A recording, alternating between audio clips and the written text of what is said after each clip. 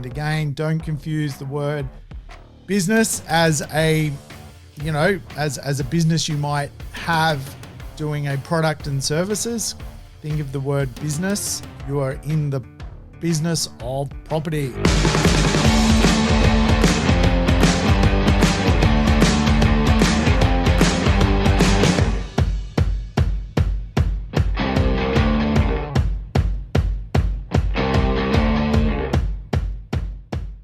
Welcome to the Urban Property Investor. I'm your host, Sam Saggers, here to help you crack the code of real estate wealth. Today's show, code-cracking stuff. We're going to dig into Robert Kiyosaki's Cashflow Quadrant. Yes, we're going right back, folks, to the man that started it all, the big Kiyosaki himself, the creator of Rich Dad, Poor Dad. He's got some great schools of thought when it comes to economics and how to get ahead and how to grow your wealth.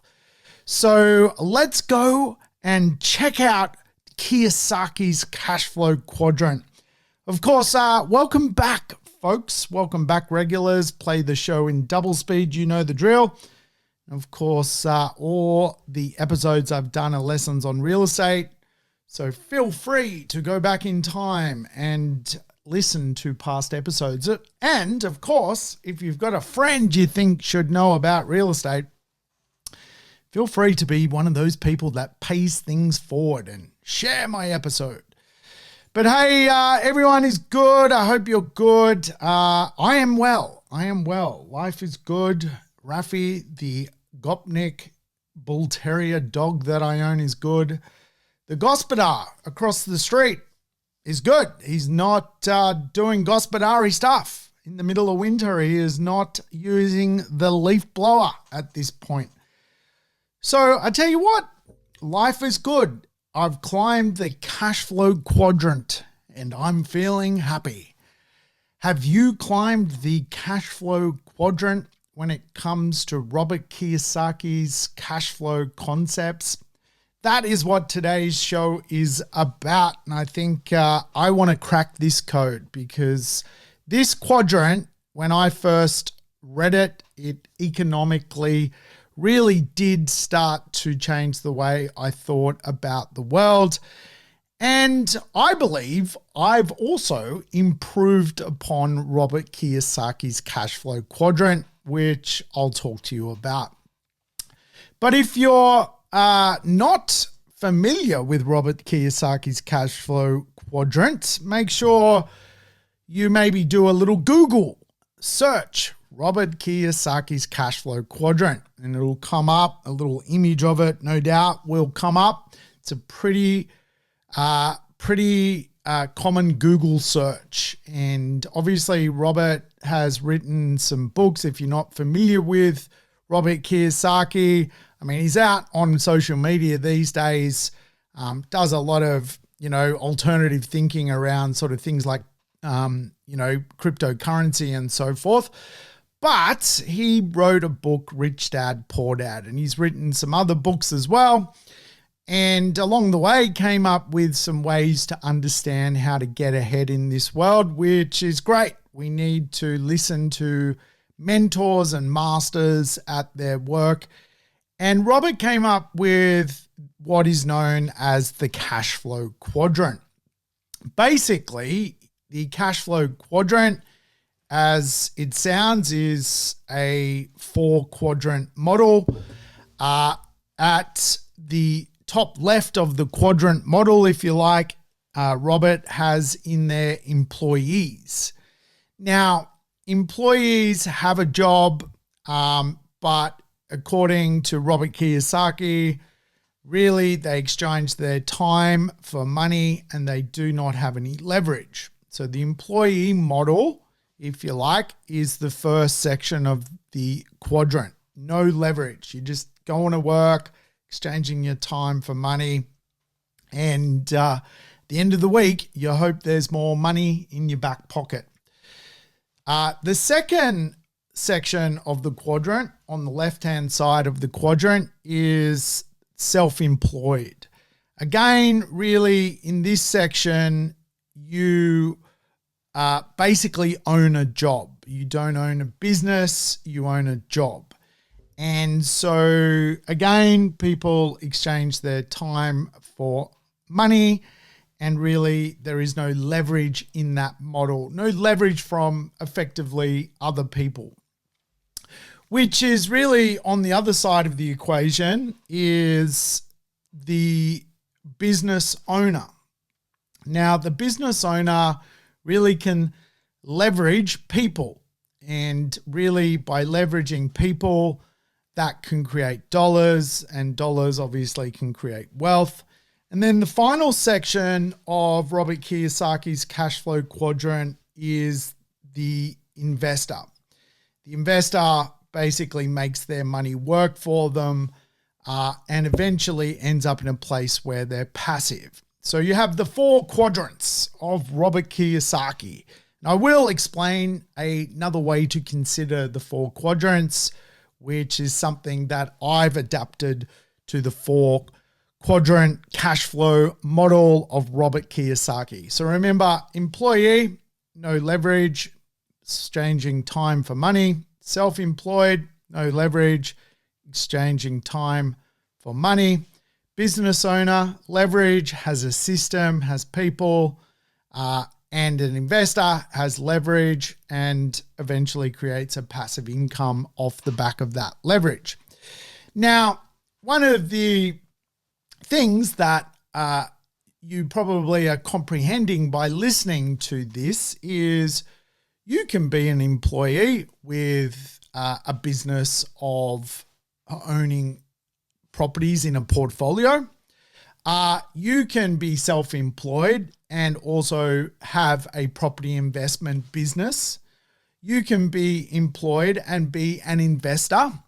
So you can actually swap models. You don't have to be stuck in one corner of the quadrant. But I think when some people see the cash flow quadrant, they automatically think it's about creating businesses. And really, if we want to stick to our swim lane and talk about the real estate space, I have, I guess, improved on the way of explaining Robert Kiyosaki's cash flow quadrant. And I call it the Kiyosagus, or the Kiyosaki cash flow quadrant, named after, yes, myself. Now, if we think about the employee concept, well, I know employees who have 12 investment properties that have created passive income for themselves. So let's just be clear. This is not about a business owner versus an employee inside a business. This is a wealth concept of creating wealth for yourself beyond your wage. And so the Kiyosaki cash flow quadrant, oh my God, did that come out strange? The Kiyosaki cash flow quadrant is about building wealth. So if we go to the employee section of the Kiyosaki cash flow quadrant, you basically have someone who is living life on other people's terms. And really remove the word employee, just someone who's living life on other people's terms. They could be renting for life. They could be living paycheck to paycheck. They could be renting a space to live and ultimately never have an ambition to have stability in their world. They could be living on other people's terms because they've always got to borrow money off friends or family or their parents, and really quite often need basically handouts to survive, whether it's government supplements or whether it's the pension later in life. Really, when I look at the original Kiyosaki cash flow quadrant and then turn it into the Kiyosaki's cash flow quadrant, really the top left quadrant is life on other people's terms. And that is exchanging time for money and ending up with nothing at the end of every week. However, if we want to use the Kiyosaki's Cashflow Quadrant and add assets to build wealth, then we can apply some further and better logic. So the self-employed becomes life on your bank's terms. The self-employed becomes life on your bank's terms. And what I mean by that is someone who owns a job and really exchanges their time for money, but then uses that money for security purposes. And really they're tied to building home equity and putting a little bit away into their retirement superannuation fund. Really what they own is a job connected to the banking system, and really what they're doing is spending 30 years of their life working for the bank.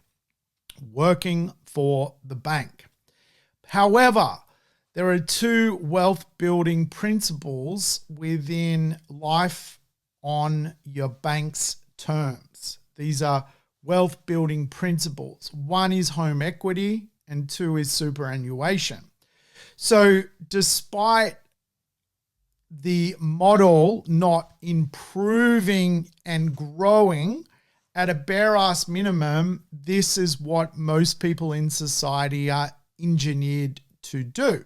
95% of society will, if they do buy real estate, just leave it as their own home and that's it.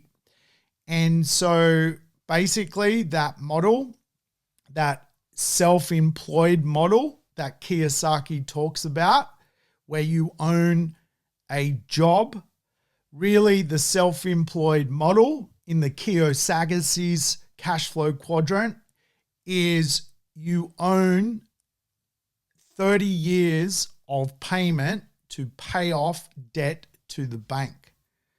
And again, inside that quadrant, there's two of the 7 key assets to build wealth: home equity and superannuation.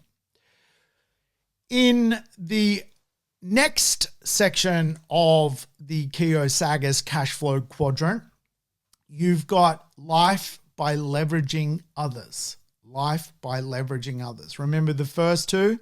Life on other people's terms, life on your bank's terms, and then the third one is life by leveraging others. And this is in Kiyosaki's quadrant B for business owner. B for business owner. And again, business owners use systems and leverage of other people's time, other people's money, other people's skills to build their wealth. That's how business owners grow. They generate growth through models and strategic partnerships and joint ventures and relationships. And they mold effectively intellectual property into a business that eventually creates wealth. Life by leveraging others. And again, for a lot of people going through the quadrants, the Kiyosaki quadrants, when you use the Kiyosaki's Cashflow Quadrant, really you're trying to build upon your wealth, the 7 key assets to build wealth. We know home equity is one. We know superannuation is another.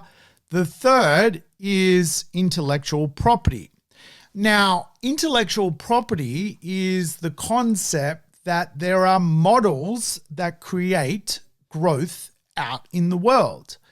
If you've got your own intellectual property, that's great because it can allow you to leverage and create more wealth. If you don't have intellectual property, you can borrow intellectual property. You can create a relationship with intellectual property. I give all of my intellectual property away on this podcast. But equally, people pay me for my intellectual property, which I share with them in a more meaningful relationship than on a podcast. And people use my growth models. I teach my growth models. I share my growth models. People use my growth models to create wealth out of real estate. My 4X growth plan, my capital preservation plan, my cash flow plans. They use my models to create wealth out of property. And again, really, when you analyze life by leveraging others, this is a really key principle of becoming a business owner. Now, when you analyze Robert Kiyosaki's Cashflow Quadrant, effectively, you've got employee, self-employed, business owner, investor.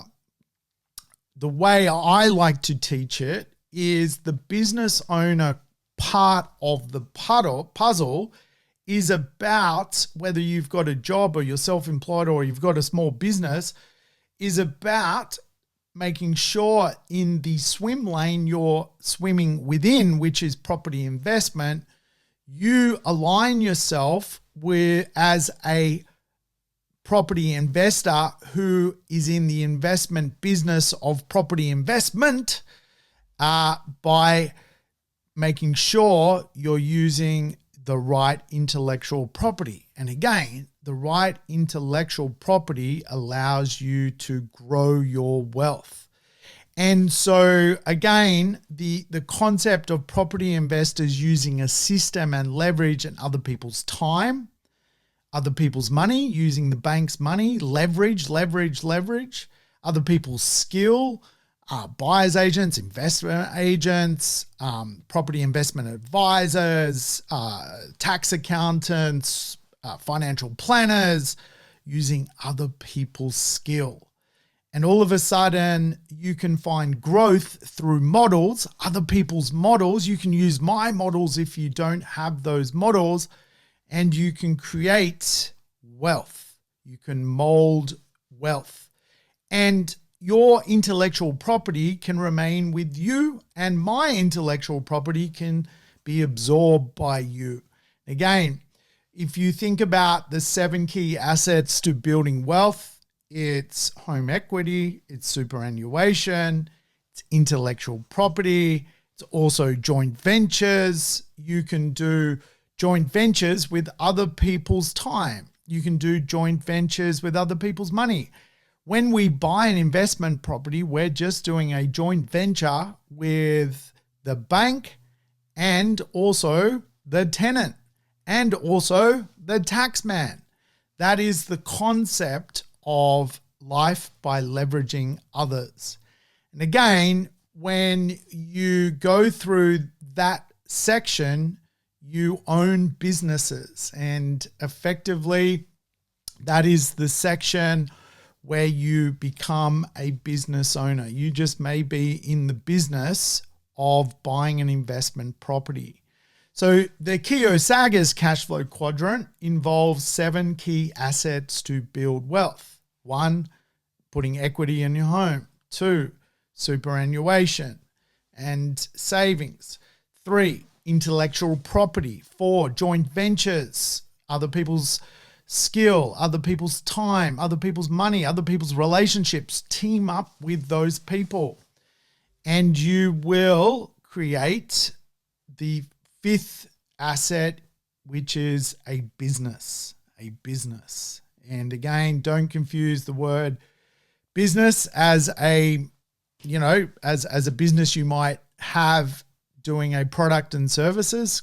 Think of the word business. You are in the business of property.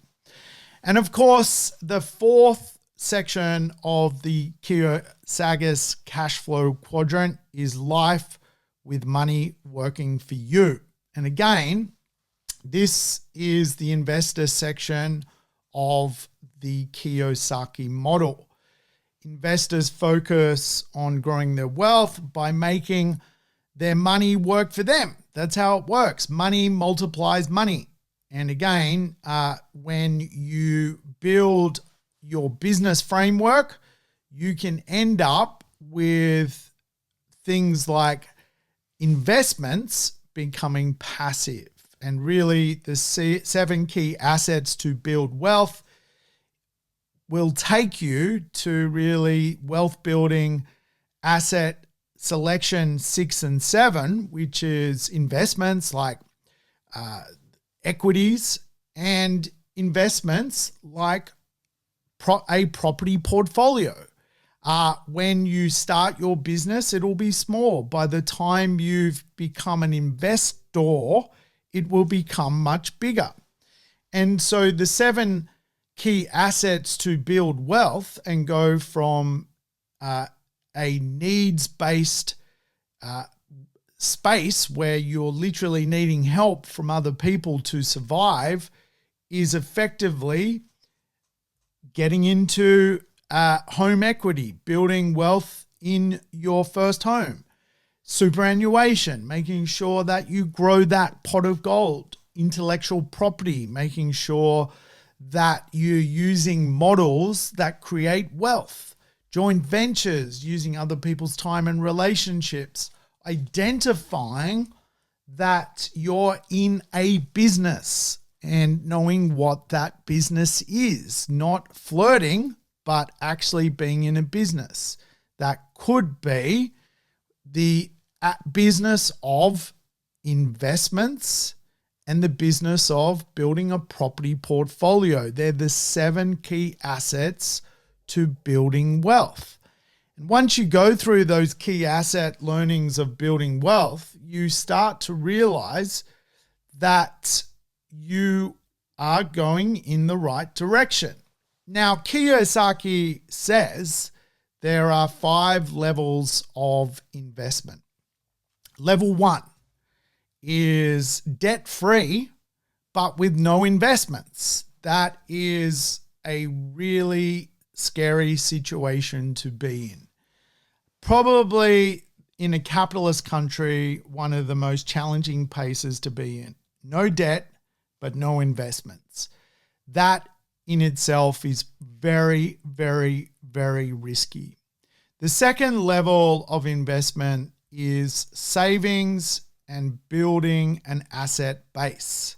It's kind of that acquisition phase that people go through during their investment journey, saving some money and building an asset base. Level 3 of the 5 levels of investment is someone who's invested, but they've never invested in themselves. So what happens is they lack education on what they've gone and done. And quite often what they've gone and done has actually led to them making some mistakes. And so they get stuck from their investments. And at the first sign of trouble, they actually retreat out of being an investor.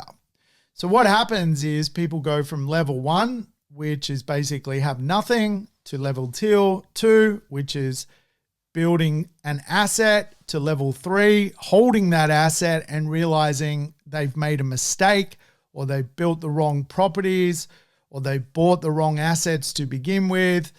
And all of a sudden they realize that education matters. And so they go from either level 3 to level 4, or people basically leave level 3 and go all the way back to level 1, basically debt-free with no investments. But for the small percentage of people that go from level 3 to level 4, that level 4 investor is a person that has learned from their mistakes and keeps going, keeps growing, keeps doing it again, keeps having a go at the cash flow quadrant to move quadrant. And eventually someone will go, if they are in level 4, they've learned from their mistakes and they want to keep going, they go to level 5, financially free and gives back. Now, I'm financially free and I try and give back through this podcast. I try and share as much as I can when it comes to this stuff. Certainly what I have found, and I run a business based on people stuck at level 3. They have invested and they've usually made a lot of mistakes. I've just spent a lot of time with people hearing about their mistakes. I've done 12 meetings this month with basically new people that want to work with my service.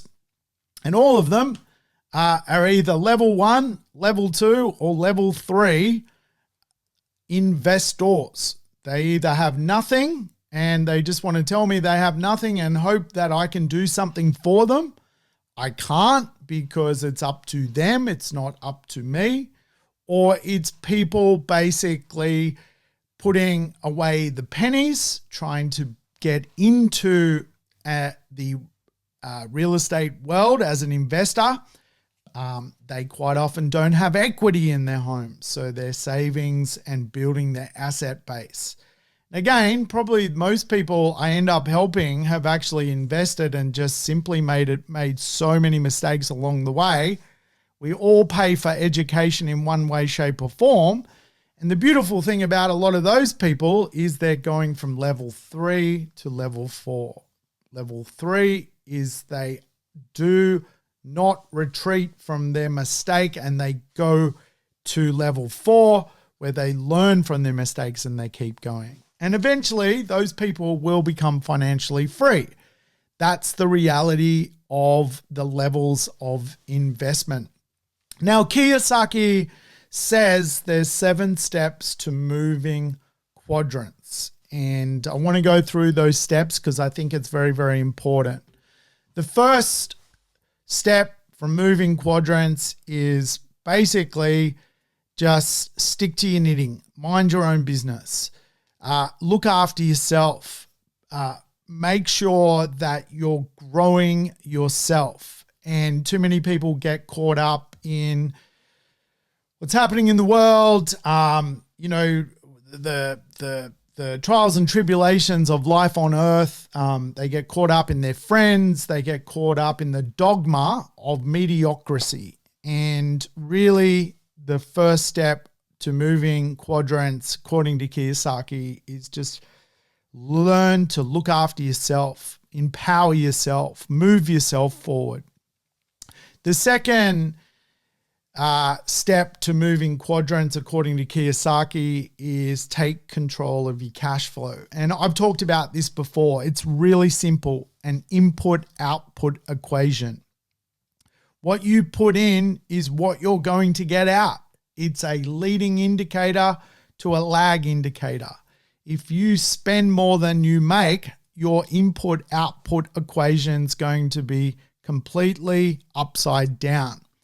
If you save more than you spend, then all of a sudden you might have extra money to put into starting your business.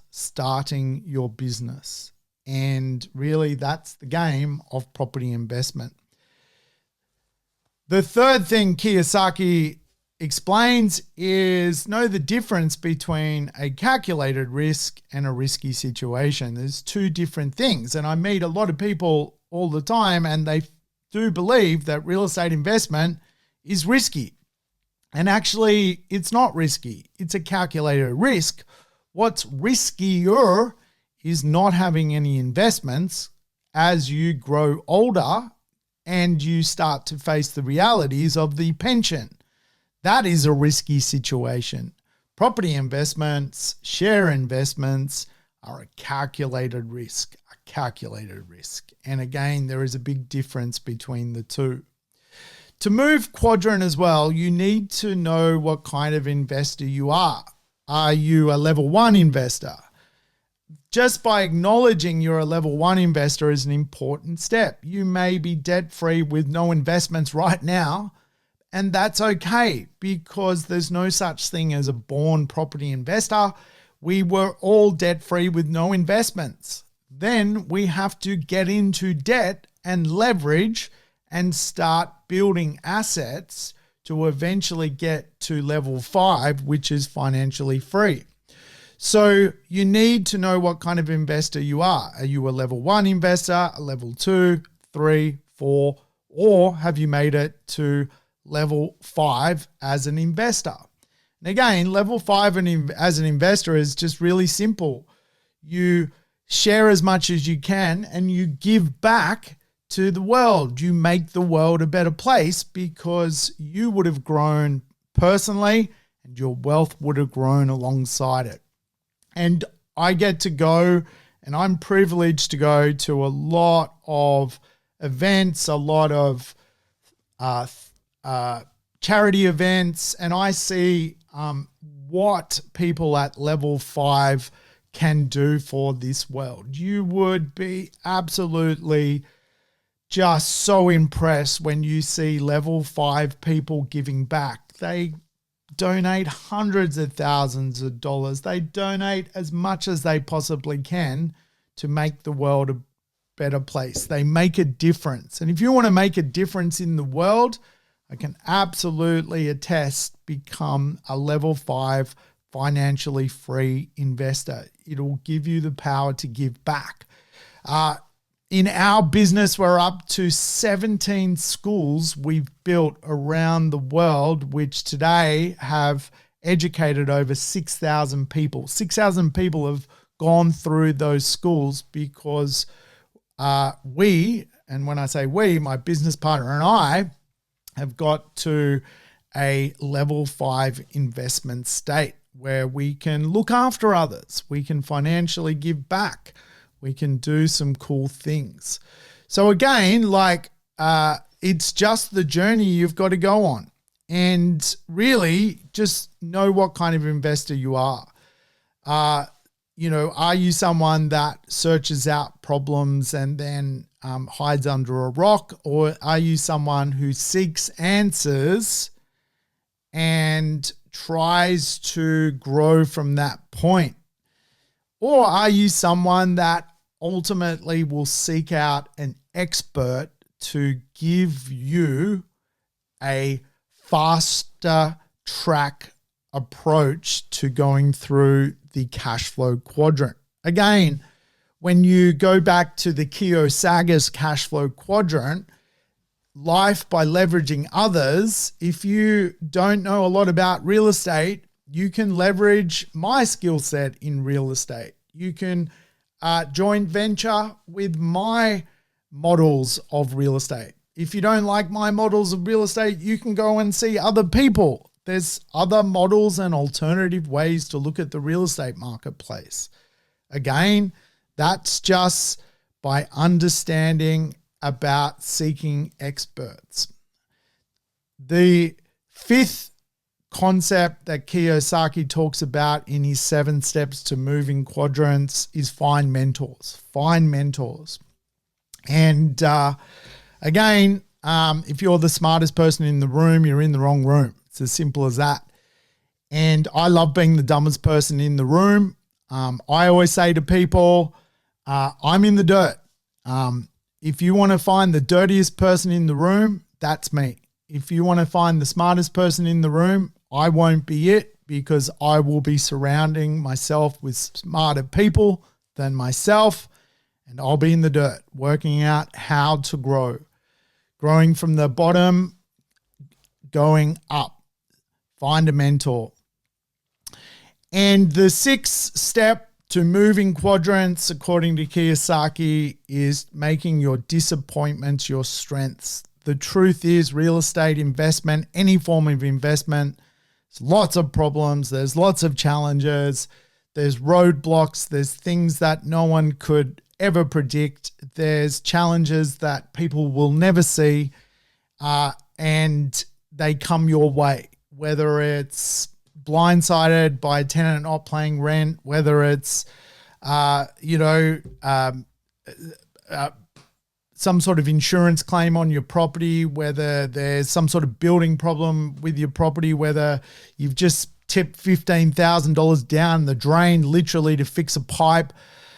Make those disappointments your strengths. That's how you move quadrant. And too many people let little things cheat them out of big opportunities and never get past becoming a level 3 investor. They get stuck and they go backwards. They retreat to level 1. And of course, the power of faith is the final Kiyosaki tip. The power of faith. Have a little faith in the asset class if you're going to be a property investor. Give it time. Give it time to do its thing. It's not an overnight success, real estate. It takes time to grow. Markets can be sent sideways for years at a time, but if you've got the right asset, stay the course. Stay the course. The power of faith. Faith in others, the faith in models, the faith in joint ventures, the faith in intellectual property, the faith in yourself. Have faith and you'll grow as an investor. All right, folks, I hope that was worth your time. I don't want to be accused of wasting people's time, but hey, it's time for me to do something else. I'm going to, head off for lunch. Uru. Thanks for tuning in to the Urban Property Investor. To never miss an episode, make sure you subscribe to the podcast on your favorite app or on YouTube. I would love it if you could give the show a rating and share it with your friends and family. In between episodes, you can always keep in touch with me by connecting on social media over Facebook, Instagram, or LinkedIn. Until we meet again on the next episode of the Urban Property Investor, take care and bye for now.